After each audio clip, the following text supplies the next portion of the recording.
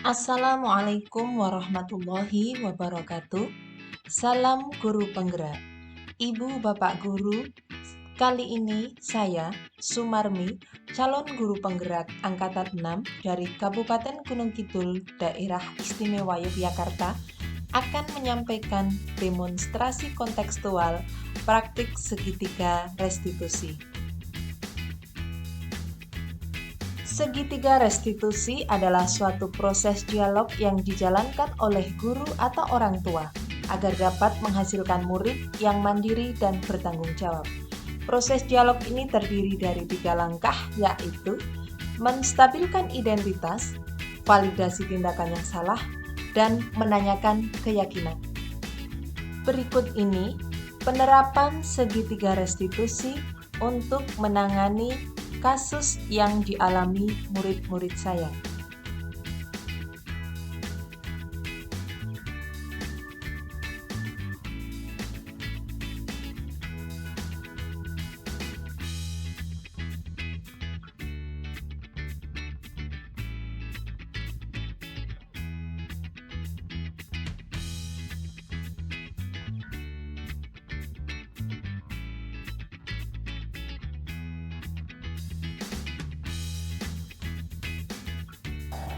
Mbak Anissa, apakah benar Mbak Anissa tadi keluar kelasnya Bu Marmi ketika pelajaran? Iya Bu, Kenapa melakukan itu?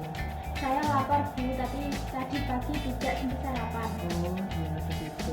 Tapi Mbak Anissa tahu ya peraturan kelas kita bagaimana? Iya Bu, saya tahu. Apa itu salah satunya? Kalau mau keluar kelas harus izin. Nah, tapi kenapa tadi tidak melakukan itu? Takut Bu, tadi kan Ibu bilang kalau mau rapat, takut mengganggu.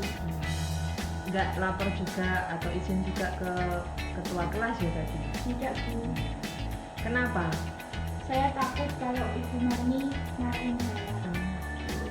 Begitu ya. Sebenarnya Bu Marmi nggak akan marah. Nah, Ibu tidak akan menyalahkan kamu, akan tetapi tindakan yang kamu lakukan itu tepat nggak kira-kira? Tidak Bu, Iya. Benar, dari sini kamu tahu bahwa apa yang kamu lakukan itu kan tidak tepat. Apa yang menyebabkan tidak tepat itu apa? tidak izin kalau keluar kelas. Ya, tidak izin kalau keluar kelas. Nah, padahal kita punya kesepakatan kelas, yakni kalau mau keluar saat jam pelajaran harus izin. Ada atau tidak itu guru ya harus izin. Kalau misalnya ada guru berarti langsung izin ngatur keperluannya apa. Misalnya mau perkenalkan atau mau ke UKS. Nah, kalau misalnya tidak ada guru, misalnya sedang tugas seperti tadi, kamu bisa bilang ke ketua kelas atau langsung ke guru piket. Jadi kan ada guru piket toh? Ada Bu, Ya. Terus bagaimana? Tadi kan saya ninggalin tugas kamu bagaimana? Selesai tidak? belum selesai Bu. Jadi nggak selesai kan? Tidak. Nah, ya karena itu Mbak, jajan itu boleh, kamu juga lapar. Tetapi ada waktunya. Kapan itu waktu jajan itu? Kalau sudah istirahat Bu. Kalau sudah istirahat, ya benar seperti itu. Jadi kita memang kalau belum sempat sarapan, belum sempat makan itu kan lapar. Tapi kita punya satu kesepakatan kelas di mana kesepakatan itu harus kita taati bersama, harus kita patuhi bersama untuk kebaikan kita bersama. Setelah melihat kejadian ini, mengalami kejadian ini, apa yang akan Mbak Nisa lakukan? Saya berjanji tidak akan mengulangi lagi Bu. Ya, terima kasih. Ya, agar tidak kelaparan lagi saat jam pelajaran, bagaimana Mbak Anissa? Saya akan sarapan terlebih dahulu sebelum berangkat sekolah. Betul, selain itu, misalnya mau keluar ruangan, ada bapak ibu guru pas pelajaran itu harus bagaimana? Harus izin. Harus izin terlebih dahulu. Misalnya tidak ada bapak ibu guru, maka izinnya ke siapa? Ketua kelas atau guru juga. Ya, ketua kelas atau guru piket. Jadi ketika Mbak Anissa tidak ada di kelas itu tidak jadi pertanyaan. Nah, jadi nanti kalau misalnya ada yang menanyakan, oh tadi Anissa keluar sedang ke kamar mandi atau misalnya ke UKS, jadi keberadaannya itu juga tahu. Begitu ya Mbak. Jadi atas kejadian ini kita bisa belajar bahwa kita memiliki kesepakatan kelas yang harus kita taati bersama. Oleh karena itu saya ucapkan terima kasih atas kesadaran Mbak Nisa, dan saya berharap apa yang telah Mbak Anissa lakukan tidak terulang kembali, dan setelah kejadian ini Mbak Anissa bisa belajar untuk tidak mengulangi lagi. Ya, begitu ya. Iya Bu, terima kasih. Oke, sama-sama. Silahkan bisa kembali ke kelas. Dan begini, satu pesan, biar nggak lapar lagi kalau pas pelajaran, sarapan dulu di rumah. Kalau tidak sempat sarapan, silahkan bawa bekal. Nanti di sela-sela misalnya belum masuk kelas itu kamu bisa makan dulu. Begitu ya Mbak? Iya Bu, Terima kasih. maafkan saya ya Bu. Sama-sama, nggak apa-apa. Terima kasih ya Mbak Nisa.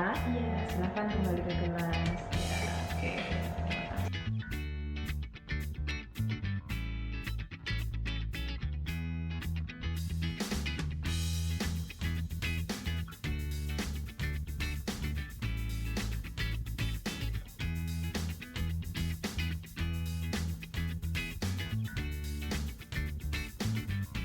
Mas Afa, tadi Bu Marni dapat laporan kalian rame saat sholat, benar nggak? Ya, saya tanya, kok bisa rame pas sholat? Gimana? Ramenya gimana, Mas Eko? Saya menginjak kakinya Mas Afa. Menginjak kakinya apa? Terus apa? Tertawa. Jadinya tertawa. Oke, sekarang Bu Marni juga tanya, apakah sholat yang benar itu kayak gitu? Tidak benar. Yang benar seharusnya orang sholat itu bagaimana? Yang khusyuk, Khusyuk, terus mendengarkan imam, mendengarkan imam ya, juga mendengarkan imam, membersihkan. tidak berjed. Sekarang dari perbuatan kalian, ketawa-ketawa tadi, kira-kira merugikan orang lain nggak? Sangat merugikan. Apa itu kerugian yang orang lain alami? Merasa terganggu, jadi tidak khusyuk. Oke. Jadi seharusnya kan sholat memang khusyuk ya, sungguh-sungguh memperhatikan imam, tidak dengan gojek seperti itu. Alasannya apa tuh kok kalian gojek? Alasannya apa? Iseng ya, gojekan aja, main seneng gitu ya. Jadi ternyata kesenangan kalian itu tidak pada tempatnya. Karena sebenarnya kalau sholat itu ya sungguh-sungguh, tidak sambil seneng main-main gitu ya. Oke, sekarang kembali bertanya lagi. Setelah kamu tahu bahwa yang kamu lakukan itu tidak benar ya, tidak sesuai dengan tuntunan sholat, bahkan berdampak merugikan orang lain jadi bisa terpancing ikutan ketawa, maka yang akan kamu lakukan ketika sholat itu apa? Sholat khusyuk. Ya bisa khusyuk, tidak mengulangi lagi gitu ya, mengulangi lagi perbuatan yang tadi. Oke, terima kasih Mas Eko, Mas Afa. Saya ingat ucapan kamu juga harus ingat ucapan kamu sendiri. Mari bersama-sama. Bu Marni pun juga belum bisa sholat dengan khusyuk yang sesuai tuntunan, tapi ketika kita mau benar-benar berusaha, insya Allah nanti kita akan mendapatkan kemudahan dan jalan untuk khusyuk. Oke, saya doakan semoga menjadi anak yang soleh, yang mampu mendoakan orang tua, guru, dan bermanfaat bagi masyarakat. Terima kasih. Silahkan kembali ke kelas ya, tidak boleh mengulangi hal. Terima kasih Mas Afa, Mas Eko. Oke.